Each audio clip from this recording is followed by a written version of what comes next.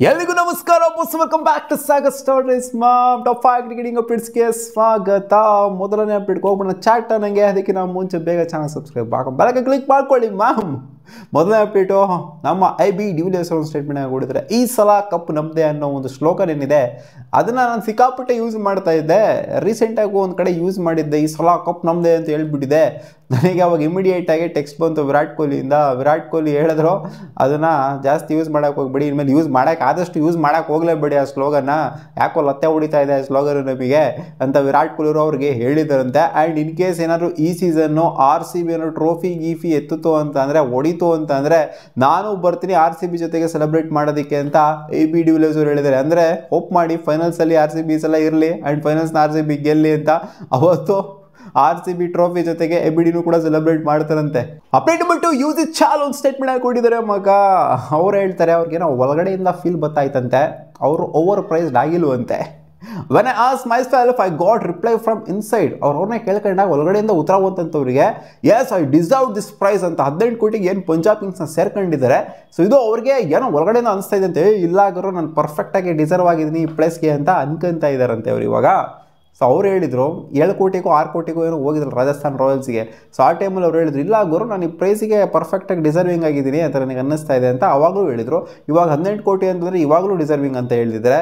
ಅವಾಗಾದರೆ international ಸ್ಟ್ಯಾಂಡರ್ಡ್ಸಲ್ಲಿದ್ದರು 7 ಕೋಟಿ ಹೋದಂಥ ಟೈಮಲ್ಲೇ. ಇವಾಗ ಇಂಟರ್ನ್ಯಾಷನಲ್ ಸ್ಟ್ಯಾಂಡರ್ಡ್ಸಿಂದ ಎಲ್ಲ ಕಡೆಯೂ ಕೂಡ ಈಚೆ ಕಡೆ ಕಿತ್ತಾಕಿರೋಂಥ ಯೂಸ್ ಚಾಲು 18 ಕೋಟಿ ನನಗೆ ಹೊರ್ತು ನಾನು ಪರ್ಫೆಕ್ಟಾಗಿ ಮ್ಯಾಚ್ ಆಗಿದ್ದೀನಿ ಈ ಪ್ರೈಸಿಗೆ ಅಂತ ಹೇಳ್ತಿದ್ದಾರೆ. ನನ್ನ ಪ್ರಕಾರ ಅಲ್ಲ, ಎಲ್ಲರ ಪ್ರಕಾರ ನೋಡ್ತು ಅಂತಂದರೆ ಶ್ರೇಯಸ್ ಅಯ್ಯರ್ಗೆ ಒಂದು ರೇಂಜಿಗೆ ಓಕೆ ಕೊಟ್ಟಿರೋದು, ಆ ರೇಂಜಿಗೆ ಕೊಟ್ಟಿರೋದು ಓಕೆ ಅಂತ ಹೇಳ್ಬೋದು. ಯಾಕಂದರೆ ಕ್ಯಾಪ್ಟನ್ಸಿ ವಯಸ್ಸೆಲ್ಲ ನೋಡ್ತು ಅಂದರೆ ಟ್ರೋಫಿ ಗೆಲ್ಸಿರೋದಾಗಿರ್ಬೋದು, ಇಂಡಿವಿಜುವಲ್ ಪರ್ಫಾರ್ಮೆನ್ಸ್ ಆಗಿರ್ಬೋದು.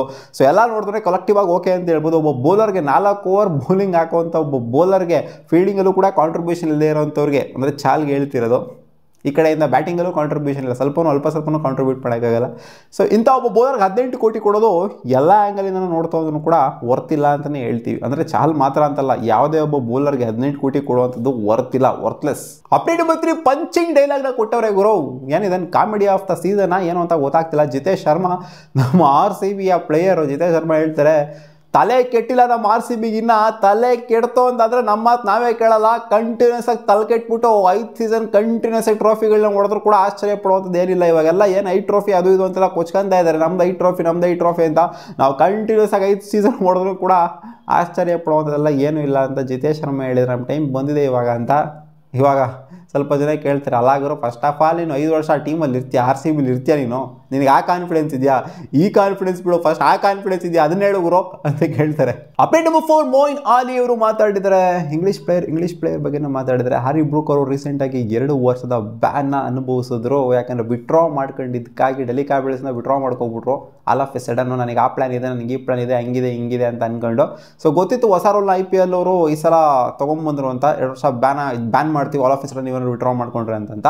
ಸೊ ಆದರೂ ಕೂಡ ವಿಡ್ರಾ ಮಾಡ್ಕೊಂಡಿದ್ರಿಂದ ಬ್ಯಾನ್ನ ಮಾಡಿದ್ದಾರೆ. ಸೊ ಇವ್ರು ಹೇಳ್ತಾರೆ ಮೊಯಿನ್ ಅಲಿ ಅವರು ಬ್ಯಾನ್ ಆಗಿದೆ, ಕರೆಕ್ಟಾಗಿ ಪರ್ಫೆಕ್ಟಾಗಿ ಮಾಡಿದರೆ.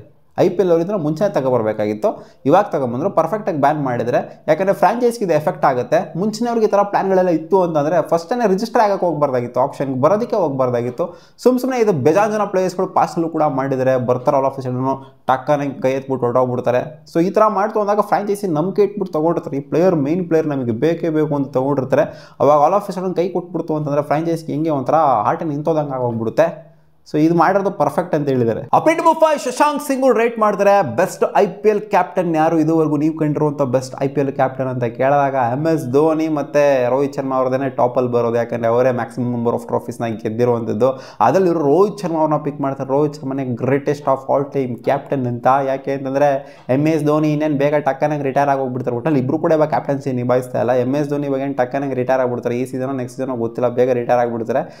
ರೋಹಿತ್ ಶರ್ಮಾ ಅವ್ರ ಕೆರಿಯರ್ನ ಇನ್ನೂ ಪ್ರೊಲಾಂಗ್ ಮಾಡ್ಕೊಬೋದು MS ಧೋನಿ ಅವ್ರಿಗಿಂತ. ನಾನು ಅವ್ರ ಅಂಡರಲ್ಲಿ ಆಡಬೇಕು ಅಂತ ಅನ್ಕೊಂತ ಇದ್ದೀನಿ. ಅದಕ್ಕೋಸ್ಕರ ಕಂಪೇರ್ ಮಾಡ್ತು ಅಂತಂದರೆ ನನಗೆ ಬೆಸ್ಟ್ ಕ್ಯಾಪ್ಟನ್ ಅನಿಸುತ್ತೆ ರೋಹಿತ್ ಶರ್ಮಾ ಅಂತ ಹೇಳಿದರೆ. ಇದು ಯಾವ ಥರ ಲಾಜಿಕ್ ಅಂತ ಗೊತ್ತಾಗ್ತಿಲ್ಲ ನನಗೆ. ಒಟ್ಟಿನಲ್ಲಿ ರೋಹಿತ್ ಶರ್ಮಾ ಬೆಸ್ಟ್ ಕ್ಯಾಪ್ಟನ್ ಅಂತಂದರೆ ಅದ್ರಲ್ಲಿ ಅರ್ಥ ಇದೆ, ನಾನು ಅವ್ರ ಅಂಡರ್ ಆಡಬೇಕು, ಅದಕ್ಕೋಸ್ಕರ ಬೆಸ್ಟ್ ಕ್ಯಾಪ್ಟನ್ ಅಂತಂದರೆ ಏನು ಅರ್ಥ ಆಗೋರು ಇದರಲ್ಲಿ. ಸೊ ಇದಿಷ್ಟು ಆಗಿದ್ರೆ ಟಾಪ್ 5 ಕ್ರಿಕೆಟಿಂಗ್ ಅಪ್ಡೇಟ್ಸು. ನಿಮಗೆ ಏನಾದ್ರು ವಿಡಿಯೋ ಇಷ್ಟ ಆಗಿತ್ತು ಅಂದರೆ ಒಂದು ಲೈಕ್ ಮಾಡಿ, ನಮ್ಮ ಯೂಟ್ಯೂಬ್ ಚಾನಲ್ ಸಬ್ಸ್ಕ್ರೈಬ್ ಆಗಿಲ್ಲ ಅಂದರೆ ಸಬ್ಸ್ಕ್ರೈಬ್ ಕೂಡ ಆಗ್ಬೋದು ಗಾಯ್ಸ್.